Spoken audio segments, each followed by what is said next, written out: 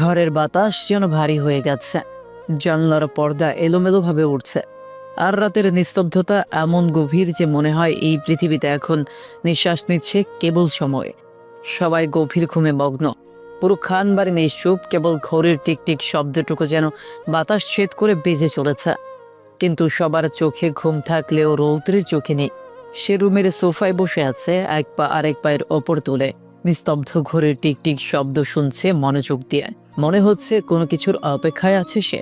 তার দৃষ্টি স্থির, ঠোঁটে এক অদ্ভুত শান্ত হাসি, যেন জানে এখন যা ঘটবে তা সবকিছু বদলে দিবে। এইদিকে তুরা তার রুমে, হাতে রৌদ্রের দেওয়া গিফটের বাক্স। কৌতূহলে ভরা দৃষ্টিতে ধীরে ধীরে বাক্সটা খুলল, আর মুহূর্তেই চোখ কপালে উঠে গেল।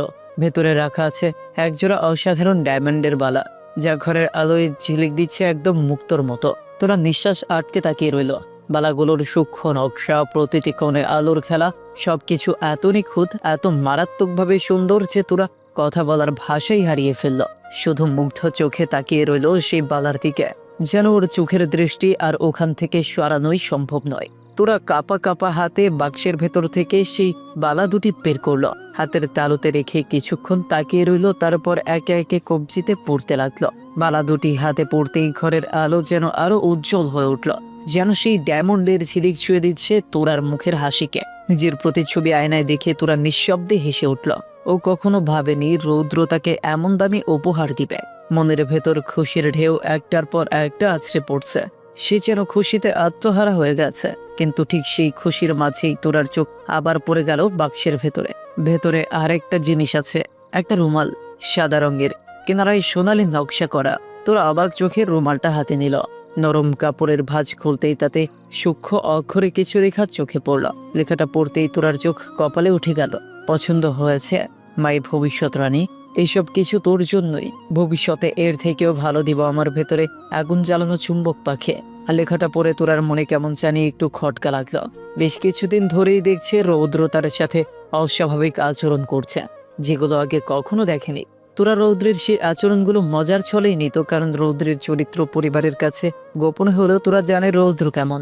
রৌদ্র যে প্লে বয় তা তোরার অজানা না, শুধু কখনো প্রকাশ করেনি পরিবারের একজন সদস্য, অর্থাৎ ভাইয়া বলে। তোরা ভাবতো রৌদ্র মেয়েদের সাথে নাটক করতে করতে এখন সেই নাটকগুলো তার সাথেও করছে, হয়তো শুধু মজা করে, দুষ্টুমি। কিন্তু যতই সময় যাচ্ছে ততই রৌদ্রের আচরণ আরো অস্বাভাবিক হয়ে উঠছে। মনে মনে এসব ভেবে তোরার মনটা হঠাৎ উল্টে গেল। নিজেকে নিজেই ধমকের স্বরে বলল, আমি এসব কি ভাবছি? ভাইয়া হয়তো প্লে বয় হতে পারে, তাই বলে সে আবার সাথে সেরকম কিছু করবে? আমি তো ভাইয়ার বোন, তার পরিবারের একজন সদস্য। আমাকে কেন ওই চোখে দেখবে? তুইও না, মাথা ঠিক কর। কালকে তুই শিহাবের বউ হতে যাচ্ছিস, আর তুই ভাবছিস অন্য বেড়াকে নিয়ে। তবা তবা তবা। তোরা নিজেকে নিজে বকে বকে শান্ত হলো। বোকা তোরা, বুকের ভিতর যা ভাবছিস সেটা পুরোপুরি বুঝল না। মনে হলো যেন অবুঝের মতো রয়ে গেছে। তারপর ধীরে ধীরে রুমালটার চারপাশ ঘুরিয়ে দেখতে লাগলো। চোখ শুধু রুমালের দিকে। অনেক সুন্দর রুমালটা, যা তোরার খুব পছন্দ হয়েছে। মনে মনে বলল, রৌদ্র ভাইয়ের সত্যি পছন্দ আছে বলতে হবে। অর্থাৎ তোরার মনে পড়ে গেল রৌদ্র ছাদে বলেছিল রুমালটার ঘ্রাণ নিবি, দেখবি পাগল হয়ে যাবে। রৌদ্রের কথা মনে পড়তেই তোরা আর দেরি করলো না। সঙ্গে সঙ্গে রুমালটা নাকের কাছে নিয়ে বড় একটা নিঃশ্বাস নিল। ঘ্রাণ নেওয়ার সাথে সাথে বুঝতে পারলো সত্যি অসাধারণ সুন্দর একটা ঘ্রাণ, যা তার কাছে একদম প্রিয় হয়ে গেল। তোরা আরেকবার ঘ্রাণ নিল, এবার আরো মনোযোগ দিয়ে। যতই তোরা ঘ্রাণ নিচ্ছে ততই তার ইচ্ছে আরো বেড়ে যাচ্ছে, আরো নিতে, আরো অনুভব করতে। অনেকক্ষণ এমন করার পর তোরার মাথা হঠাৎ কেমন জানি চক্কর খেতে লাগলো। শরীরের সবকিছু কেমন জানি মাতাল লাগছে। মনে হচ্ছে পুরোটা পাগল পাগল, একদম নেশার মতো অনুভূতি ভর করছে প্রতিটি কোণে। সবকিছু কেমন জানি দুইটা দুইটা করে দেখছে তোরা। হাতে থাকা রুমালের দিকে তাকিয়ে দেখে দুইটা রুমাল। চোখ বড় বড় করে তাকিয়ে হা হা হা করে হাসতে হাসতে বলল, হা হা, জাদু জাদু। কিছুক্ষণ আগে তো এখানে একটা রুমাল ছিল, আর এখন দুইটা। কোথা থেকে আসলো? জাদু। নিশ্চয়ই রুমালটা জাদু জানে। তোরা মুহূর্তেই পাগলের মতো আচরণ শুরু করলো। দাঁড়াতে গেলে মাথা ঘুরে পড়ে যেতে নেয়, সাথে সাথে টেবিলে ধরে ফেলে নিজেকে সামলালো। তারপর পাগলের মতো হেসে হেসে বলল, রৌদ্র ভাই আমাকে কি দিল রে? ঘ্রাণ নেওয়ার সাথে সাথে তো আমার কেমন জানি পাগল পাগল লাগছে, মাথা ঘোরাচ্ছে। নাচতে ইচ্ছে করছে। তোরা আয়নার সামনে গিয়ে নিজেকে দেখে হো হো করে হাসতে হাসতে চুলগুলো মাথার চারপাশে ঘোরাতে ঘোরাতে বলল, লে পাগলো ডান্স ডান্স ডান্স। তোরা যেন কোনো নেশার জগতে প্রবেশ করেছে।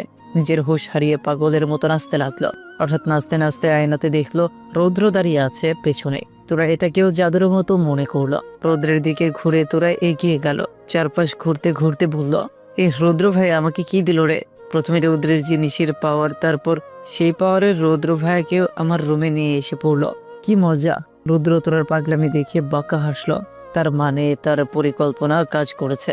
রৌদ্রের ভাবনার মাঝেই তোরা এগিয়ে এসে রৌদ্রের কাছে এসে গলা জড়িয়ে ধরে বলল, আচ্ছা জাদু ভাই, আমার এমন কেন লাগছে? রৌদ্র ফিস ফিস করে বলল, কেমন লাগছে? তোরা উদ্দীপনায় ছলো ছলো চোখে উত্তর দিল, কেমন জানি, পাগল পাগল লাগছে নিজেকে। মাথা ঘুরাচ্ছে, নাচতে ইচ্ছে করছে। ইচ্ছে মতো আমার সাথে নাচেন প্লিজ, আমার খুব নাচতে ইচ্ছে করছে। কথাটা বলেই তোরা রৌদ্রে দুই হাত ধরে রৌদ্রকে নিয়ে নাচতে লাগলো। রৌদ্র কম্প্রেশন তার সাথে তাল মিলিয়ে দিল। দুজনেই এখন যেন এক ধরনের ব্যাঙের রূপে পরিণত হয়েছে। উজ্জ্বলভ একসাথে ছন্দে দুল। নাচের মাঝেই রৌদ্র ঘড়ির দিকে তাকালো। রাতের সময় দেখে হাঁপাতে হাঁপাতে তোরাকে বলল, তোরা আয়, মরে যাই, ওইখানে আরো অনেকে আছে, আমাদের সাথে নাচবে, আরো মজা হবে। তোরা খুশির ছেলেকে চোখে আটকে ধরে বলল, সত্যি? চল। তোরা সাথে সাথে বলল, ওকে চলেন, আমি যাবো, আমি খুব নাচবো। কথাটা বলেই তোরা দরজার দিকে এগোলো। কিন্তু দরজার কাছে এসে হঠাৎ থমকে গেল, যেন কোনো ঝটকা লেগে গেছে। রৌদ্রের দিকে তাকিয়ে বলল, আচ্ছা, আমি তো রুমের দরজা বন্ধ করে রেখেছি, আপনি কিভাবে আমার রুমে এলেন? রৌদ্র তোরার কাছে এসে চোখের দিকে তাকিয়ে বলল, কেন মনে নেই? তুই তো বললি জাদু, তাহলে তো আমি নিচে থেকে আসিনি, আমাকে নিয়ে এসেছে জাদু। দেখ কেমন জাদু, আমি দরজা না খুলেই হাওয়ার মতো এসে পড়লাম। তোরা সঙ্গে সঙ্গেই হেসে ফেলল। হ্যাঁ হ্যাঁ, মনে পড়েছে, জাদু জাদু। কথাটা বলেই তোরা রুমের দরজা খুলে বের হলো। পেছন পেছন রৌদ্র বের হলো। হঠাৎ রৌদ্র দৌড়ে এসে তোরার মুখ চেপে ধরে বলল, হুশ, আস্তে, শব্দ করবে না, না হলে মানুষ রেগে যাবে, তখন আমাদেরকে যেতে দিবে না, আর আমরা নাচতেও পারবো না। তোরা সঙ্গে সঙ্গে মুখে আঙ্গুল দিয়ে মাথা নাড়ালো। রৌদ্র তোরার এক হাত ধরে চুপি চুপি তোরাকে নিয়ে বেরিয়ে গেল। তোরাও বাচ্চার মতো শান্ত আনন্দমুখী হয়ে রৌদ্রের সঙ্গে তাল মিলিয়ে বাইরে বের হয়ে গেল। রাতের শেষ প্রহর, চারদিকে নিস্তব্ধ, শুধু গাড়ির ইঞ্জিনের মৃদু শব্দ বাতাসে মিলিয়ে যাচ্ছে। রৌদ্র গাড়ি চালাচ্ছে আর তোরা তার কাঁধে মাথা রেখে বাচ্চাদের মতো ঘুমিয়ে আছে একটা শান্ত গভীর ঘুম। যেন কোনো নেশায় ডুবে আছে সে। চুলের কিছু গোছা মুখে এসে পড়েছে, নিঃশ্বাসের ছন্দে দুলছে আলতো করে। রৌদ্র একবার তোরার দিকে তাকালো, মুখে নিষ্পাপ শান্তি, চোখে নিঃশব্দ স্বপ্নের ছায়া। ঠোঁটের কোণে হালকা হাসি ফুটে উঠল রৌদ্রের। নিচু গলায় নিজের সঙ্গে নিজেই বলল, জানি না তোরা যখন তুই জেগে যাবি তখন তোর রিয়াকশন কেমন হবে, তবে আমি তোর রিয়াকশনে চাই ধরি না, কারণ আমার তোকে লাগবে, শুধুই তোকে। পৃথিবী যদি ধ্বংস হয়েও যায় তবুও আমি তোকে ছাড়বো না। তোরা শুধু আমার, শুধুই আমার। শয়তান বেড়া রৌদ্র তোরাকে নিয়ে ঠিকই চলে গেল। আর এখন সময় খানবাড়ির দিকে ফিরে যাওয়া। রাত পেরিয়ে ভোরের আলো ফুটেছে, কিন্তু সেই আলো যেন খানবাড়ির উঠোনে পৌঁছতেই চাইছে না। সকালের হালকা হাওয়া, পাখির ডাক, কুয়াশা সবকিছুই যেন অস্বস্তিকর নীরবতায় ঢেকে গেছে। ঘরের ভেতর এখনো সবাই ঘুমে, কেউ জানে না তাদের বাড়িতে কি ঝড় বয়ে গেছে।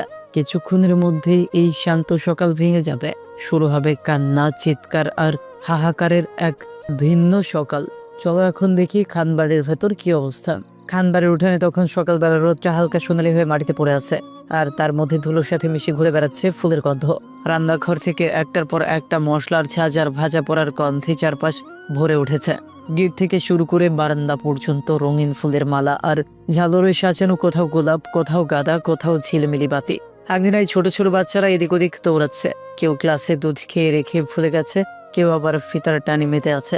মেয়েরা চুলে ফুল গুছছে, কানের দুল ঠিক করছে, আর একে অপরকে দেখিয়ে বলছে, দেখ আমারও শাড়িটা কেমন লাগছে। মাইক্রোফোনে হালকা সুর বাজছে সেই পুরনো বিয়ের গান। বড়রা বসে বিয়ের কাজের তালিকা মেলাচ্ছে। কারো মুখে চাপা উৎকণ্ঠা, ফটোগ্রাফার এসেছে তো। কেউ আবার হাসতে হাসতে বলছে, এই যে বর পক্ষের ফোনটা ধর, রওনা দিছে কিনা দেখি। পুরো খান বাড়ি যেন এক উৎসবের মঞ্চ। আলো, হাসি আর শব্দ, ব্যস্ততায় মিশে আছে আনন্দের সুর। কিন্তু এই আনন্দের ভেতরেই কোথাও যেন একটা অদ্ভুত নীরবতা লুকিয়ে আছে। কেউ জানে না এই সকালটা ঠিক কেমন পরিণতি বয়ে আনবে।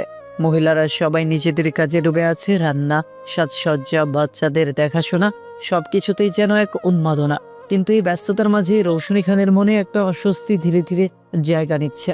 যতবার চারদিকে চোখ ঘোরাচ্ছে, কোথাও তোরাকে দেখা যাচ্ছে না। ভাবলো হয়তো এখনো ঘুমোচ্ছে, কিন্তু সময় তো অনেক হয়ে গেছে। মুখে একটু চিন্তার রেখা নিয়ে সে বলল, তোরা এখনো ঘুম থেকে ওঠেনি নাকি? এই ভেবে রৌশনী খান তোরার রুমের দিকে যাচ্ছে। ঠিক তখনই তিথির আতঙ্কিত চিৎকার কানে এলো। তিথি দৌড়ে এসে হাঁপাতে হাঁপাতে বলল, তোরা আপু রুমে নেই, কোথাও নেই। রুমে ওয়াশরুম, বারান্দা সব জায়গা দেখেছি, তোরা আপু নেই। আর রুমের দরজাটাও বাহির থেকে লাগানো ছিল, ভেতর থেকে না। রৌশনী খান এক মুহূর্তের জন্য স্থির হয়ে গেলেন। তার মুখের রং ফ্যাকাশে হয়ে গেল, চোখের ভেতর এক অদ্ভুত আতঙ্কের ছায়া নেমে এলো। চারপাশের কাজ থেমে গেল, সবাই তিথির দিকে তাকিয়ে রইল। বিয়ের ঘরের কোলাহলের মধ্যে হঠাৎ করেই যেন একটা ভারী নিস্তব্ধতা নেমে এলো, যেন কেউ অদৃশ্যভাবে পুরো আনন্দটা থামিয়ে দিয়েছে। আয়ান প্রথমে তিথির কথায় বিশ্বাস করতে পারছিল না। এত সকালে বিয়ের ঘরে এত মানুষ, আর তোরা রুমে নেই, এটা যেন অসম্ভব শোনাচ্ছে। আয়ান দ্রুত এগিয়ে গিয়ে বলল, তুই কি বলছিস এসব? তিথি, তোরা রুমে থাকবে না মানে কি? হয়তো বাড়িতেই আছে, আশেপাশে কার রুমে গিয়েছে। আয়নের কথাটা শেষ হওয়ার আগেই পেছন দিক থেকে এক পরিচিত কিন্তু ভয় কাঁপা কণ্ঠ শোনা গেল আরিশার। নাই, আমি পুরো বাড়ি দেখেছি, তোরা কোথাও নেই। আর আরিশার কণ্ঠ যেন ক্রমে ভারী হয়ে আসছে।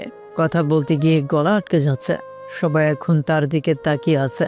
রৌশনী খানও নিঃশ্বাস বন্ধ করে তাকিয়ে আছেন। হঠাৎ আরিশা কেঁপে উঠল, থেমে গেল এক মুহূর্ত, তারপর নিচু করে বলল, আর আর রুদ্র ভাইও কোথাও নেই। মুহূর্তে খান বাড়ির বিয়ের সকালে সব শব্দ যেন থেমে গেল। হাসির শব্দ, রান্নার আওয়াজ, গান সব নিস্তব্ধ। কারো মুখে কোনো কথা নেই, শুধু বিস্ময় আর ভয় মিশে থাকা নিঃশব্দ চোখগুলো একে অপরের দিকে তাকিয়ে আছে। মনে হচ্ছে এই নিখোঁজ হওয়ার খবরটা যেন পুরো বাড়ির বুকের ভেতর এক ঝড় তুলে দিয়েছে। আনোয়ার খান খবরটা শুনেই একদম নিথর হয়ে গেলেন। ধপাস করে সোফায় বসে পড়লেন তিনি। মুখটা ফ্যাকাশে, চোখে অবিশ্বাস আর দুশ্চিন্তার ছাপ স্পষ্ট। পাশে দাঁড়িয়ে থাকা কেউ কিছু বলার আগে আশিক খানও মাথায় দুই হাত দিয়ে ধীরে ধীরে নিচু হয়ে বসলেন। মনে হচ্ছে যেন পৃথিবীটা এক মুহূর্তে তার পায়ের নিচ থেকে সরে গেছে।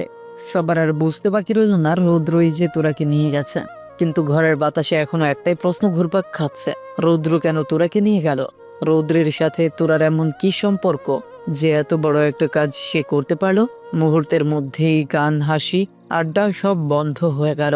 খানবাড়ি একেবারে মরুভূমির মতো নিস্তব্ধ হয়ে উঠল। প্রতিটি কোণে যেন এক অদ্ভুত চাপ নেমে এসেছে। তরুজা খান শেরের আঁচল চেপে চেপে কান্না আটকানোর চেষ্টা করছে। চোখের কোণ দিয়ে পানি গড়িয়ে যাচ্ছে। পুরুষরা মাথায় হাত দিয়ে নিচু হয়ে বসে আছে, যেন মনে হচ্ছে সবাই গভীরভাবে ভাবছে এবারে শিহাবদের কি জবাব দিবে।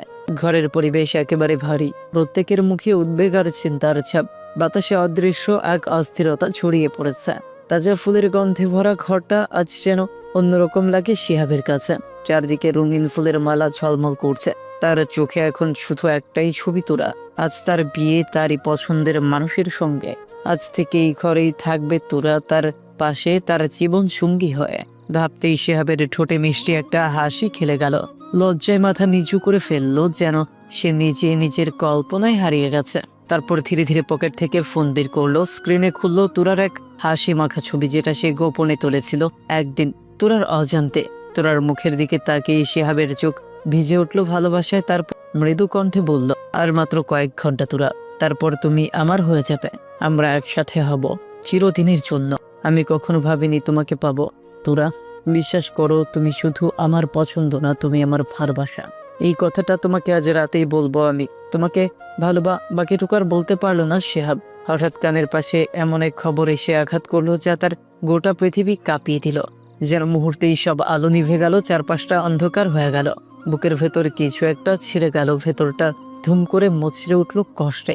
হাত থেকে ফোনটা ফসকে পড়ে গেল মেঝেতে। তোরার হাসি মাখা মুখটা স্ক্রিনে থেমে রইল, কিন্তু শিহাবের চোখে এখন ঝাপসা হয়ে গেছে সব।